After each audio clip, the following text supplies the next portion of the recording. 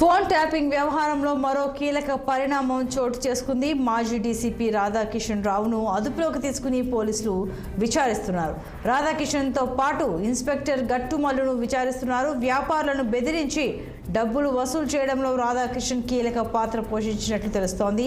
Praneeth రావుపై tapping case నమోదు కాగానే America వెళ్లిపోయిన Radhakishan రావు ఇటీవల హైదరాబాద్కు చేరుకున్నారు. అమెరికా నుంచి హైదరాబాద్కు వచ్చిన రాధాకిషన్ రావును వెంటనే అదుపులోకి తీసుకుని విచారణ చేపట్టారు. ఫోన్ ట్యాపింగ్ కేసులో మరింత లోతుగా దర్యాప్తు చేపట్టారు దర్యాప్తు అధికారులు. ఎస్ఐవి చీఫ్ ప్రభాకర్ రావుతో సమానంగా రాధాకిషన్ ట్యాపింగ్ చేసినట్లు సమాచారం.